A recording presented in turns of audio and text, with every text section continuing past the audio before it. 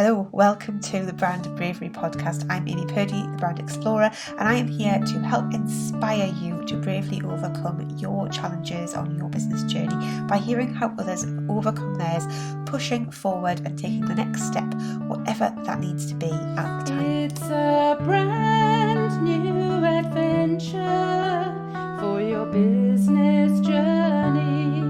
I've known Mandy for quite a long time, and she's always been about putting good in the world and creating kindness. And she is an amazing photographer. She's an artist and she's a change maker. And as the creator of the Freedom Cup, she is on a mission to make sure that everyone can enjoy a cuppa with dignity, no matter what their circumstances are. You've been doing business for a long time. So do you want to take us back to the beginning and let us know how you got from where you were then to where you are now? So I've been a photographer since June 2007, the 22nd of June 2007, which is obviously a really long time. And it is now because my youngest was 3 then and she's 19 now, which is scary. And I got to the pandemic and I literally lost everything overnight, because social photography in a pandemic is not a good mix. And I spent 12 weeks teaching photography to children every day online. Was amazing and gave me my purpose back, but long term it wasn't going to be enough to sustain me, and there's only so much you can teach to kids who are like 7 to 11 year olds, and to be fair, they were better than me by about week 5, so like they just blew me away. Talent. And then it sort of evolved, and then it was about bees and gardening and all kinds of things. But somewhere during that I thought, oh, do you know what, I might start a gift boutique. And then I got some money from the government, the bounce back loan, and I could have spent photography, but there was no chance. I mean, you know, it's really sort of taken about 3 years to start to recover, and I don't think it's ever going to be the same. So I started Philomena's boutique. It went really well because there was an e-commerce boom during the pandemic, because people couldn't leave the house. So what did they do? They spent money instead. And then it got to 2021, I think, mid 2021, after all the lockdowns. This is 21, 22, and then it got really, really difficult. And then I had 2 businesses which were essentially not functioning, and I knew it wasn't possible to go and seek alternative employment because of my disabilities. And then I don't know, I just sort of struggled for a bit. Then I started doing TikTok, and I really grew on that platform. And then I had to go into hospital in this February to have some tumours removed from my parathyroid.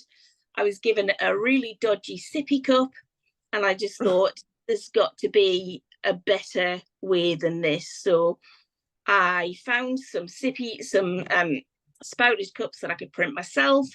I printed the first one, which was for a mum who had dementia, and it was going to be for Mother's Day.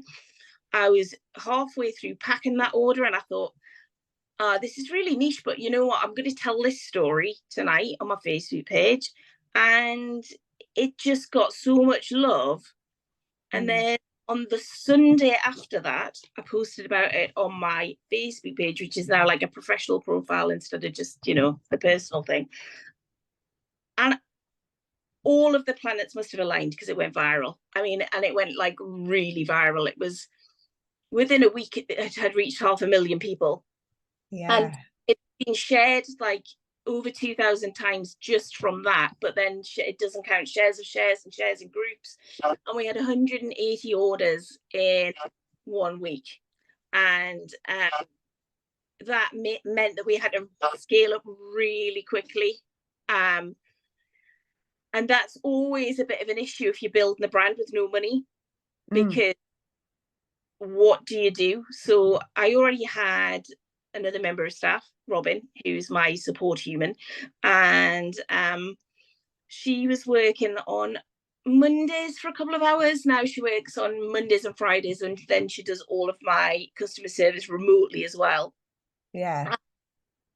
and we used to make the cups in an oven. We call it the Freedom Cup because that's what it does. It gives you dignity back. They're beautiful designs. I should have had one, but I don't have one on my desk right now.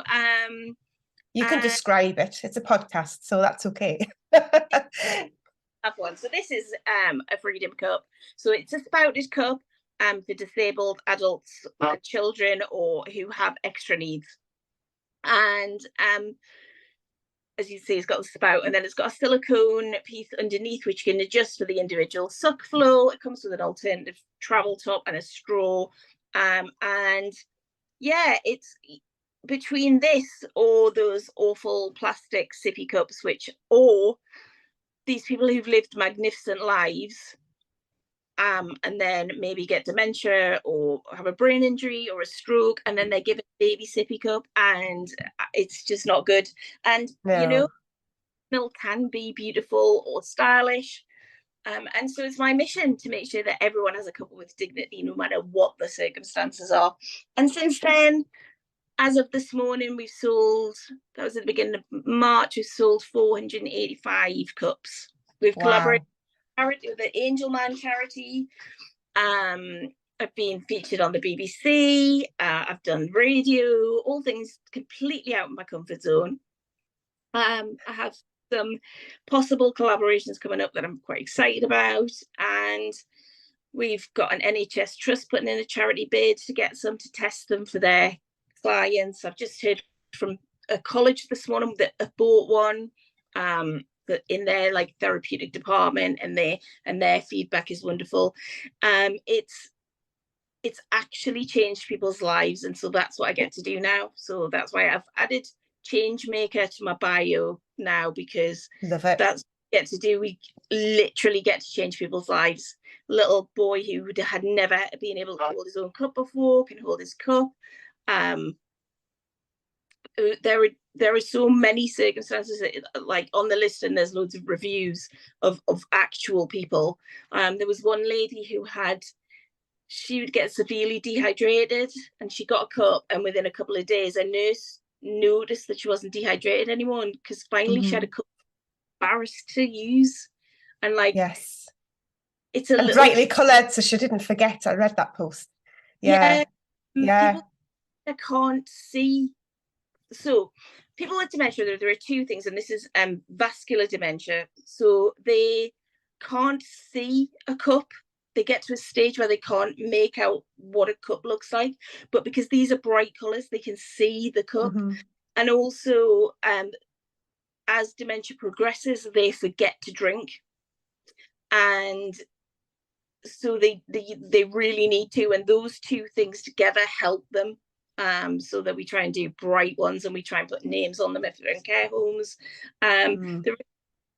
I thought it was a very niche product, but what I found out is there are so many people and so many circumstances where people use them. But things like, I guess dementia, Parkinson's, there's a thing called Angelman syndrome, where people don't have a suck reflex. That's not a life-limiting thing, but it's a genetic disorder, but it's quite rare. People with autism, there are literally so many circumstances where these cups are being used by anyone really, from a toddler right up to 100. There was a lady who got hers, and she's 94, and she said that it was so posh that she felt like a lady drinking out of it. That's lovely. I love that. I think there are so many days when I've cried because we've got lovely emails from people. And today we've started a thing where you can donate a cup. So you go on and you pass it forward, because I'm working towards becoming a social enterprise. And so you can go and donate a cup in someone's memory. So at the moment, if a cup doesn't make it in time, we do have a priority service, but because of what we're doing, there have been about 4 circumstances where the cup hasn't made it. So in those ones, we pass it forward, but in someone's name, so that person knows, and that is in their memory. And I'm getting emotional about it now. You are. lot Me at my too. but it's all worth it. So that's what we're doing now. And we also donate, all of our seconds go straight to a charity. We donated 17 cups to Silver Line Memories, the dementia charity. So literally it's just it's like no other business I've ever ran, and I've run a few. You have. Yeah, I get up and I've got a chance to change the world, and that is so good for me as a disabled human, to be able to kind of give back to my community. And it's wonderful for your mental health. It's, you know, it's just a wholly brilliant thing. I'm still doing photography, still doing everything else, but this thing has just become much bigger than me. Yes, and I think this is wonderful because I've known you for quite a while now, and you've always been one of the most determined people I've ever known, and so kind. Like you've got to. I remember when we ran the network, you had a big thing about kindness as well. Particularly, you were like, we've got to be kind, and we've got to like help other people and make a difference and follow your dreams. And these are like Mandy phrases, aren't they? And you've always been like that. Just someone who really wants to make everything better for other people. Yeah. And I think you have absolutely epitomized bravery through all the things that you've been through, which we haven't covered loads of things in this podcast. There has just not been time, but you've been through so many things that have got you to where you are now, where you've had to keep stepping up and changing and stepping out of your comfort zone, like you said earlier about going on the BBC and doing things like this. And that's just amazing. And you just keep pushing and pushing and pushing, and then something like this happens, and I can feel through your posts like how much it means to you. It's not just like, oh, I'm going to make some money off some cups. It's like really helping some people. Like this is, I think you said earlier, it's like changing lives, and it really is. And it's just so wonderful to watch from the sidelines and see that you're doing this thing that is just, it's so you. And I love that. To be a social enterprise, there's a few steps, and that'll be to donate. I think you have to return 50% of the profits to the business, so, but that's like it's something to work to, and I'm just trying to put my phone on do not disturb right on. So when I ran a networking thing, we became a surprise, and it gave me the ability to just donate money to people who needed it. And this is kind of where I'm going with this. Maybe not donating, well, although we donate money to charities, but donating the cups to the people who need it, because even though our cups are like £20, for some people that's too much, but they would really benefit from them. So if we can give as many back as we sell, then I'll be a happy person. And it all works. You're still allowed to have a wage and things with a social enterprise, so it's just a bit of a workaround at the moment. It's just getting to that place. But also then I'll have funding for Robin as well, because she's going to be my support worker, which she already is anyway. Awesome. Yeah, it just means because if you've got people listening to this podcast and they have any kind of disability or neurodiversity, there is money out there with the Access to Work scheme. It's not publicised half as much as it can be. There are agencies who specialise in applying for people. Go and access it, because there's money there to pay for support workers, to pay for pieces of equipment. And at the moment, it's not being accessed because obviously the government aren't telling people about it. But I should qualify for about 25 hours of support work, and you can use those how you want. So for me, I'll use them for Robin and another VA who'll do research, the things that I lack in my brain with autism and ADHD. And it's great that people can access that. I'm a support worker, and so I know a bit about Access to Work, not loads, but it's an absolutely fantastic thing that people can go and access. So I'm really glad that you can do that as well, because that means you can do more and help even more people by able to access that to help more people who need it. If you're a support worker, you can also have a support worker if you are disabled or have any kind of health things. So it is. that will help me grow, because I won't have to worry about finding like money to pay Robin, because it'll be paid. Yeah. And so that'll give her also job security as well. It's a wonderful scheme. Win-win. Out about it for about since Easter, I think someone told me. Yeah. 14 weeks to apply. That's the only thing. Yeah, So, it's quite a long time, but once it kicks in, it's worth it. Yeah. Yeah. So, yeah, for that. But yeah, if you've got other people listening who might need that, I would advise them to. There's an agency called the This Is Me agency. Yes. Good place to start for that. Yes, definitely. You can also look on the government website, but yeah, you can go through the agency. It's much easier, isn't it? Much easier. Because they didn't have any spaces at the agency, but I do have someone to help me out as well, who will apply the funding for things. So yeah. But yeah, brilliant thing. So Mandy, you have had such a amazing journey through your photography, through to Philomena's boutique and this amazing Freedom Cup and all these things that have happened in between. We didn't talk about your boxes of joy, which I also felt were a very Mandy thing, because I feel like you're always wanting to spread joy, and I think that was wonderful. And the gin garnishes and all these other amazing products that you also sell at Philomena's boutique that people can have personalized. We haven't really got time. And how amazing you've been on TikTok. You did touch on that. Go and follow Mandy on TikTok, because you're like this TikTok superstar. But I was hoping you could share some tips with us about how to have such an amazing business, or how to spread kindness, or anything. I mean, you have shared access to work. I think that counts as a tip. Yeah. So first of all, I think authenticity is absolutely the key. Tell authentic stories. Be who you are. Don't listen to anyone else who says, "Oh, you're a business, you can't say that," because I frequently do. Tell the truth. Don't say everything's going amazingly if it isn't going amazingly, because that's one way to crash and burn quickly. And get people around you who you love and who love your business as much as you do, and always remember, you can do anything as long as you do it on your own terms. Oh, that's something you've been saying for years. Yes, you can.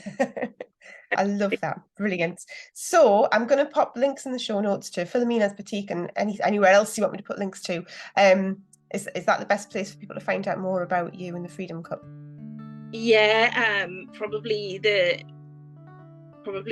Philomena's boutique page and my Facebook profile. They can follow me now on Facebook, and also at Mandy, your TikTok mum, which is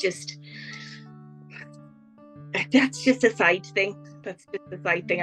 I do make enough money off commission off from there to pay my rent now. Which is that's amazing. Yeah, it's great. They send me stuff. I talk about the stuff. They paid. It's great. Win-win. That's another important thing. Have multiple income streams if you're an entrepreneur. Yes, I agree. I think that helps so much. Well, that's been absolutely brilliant.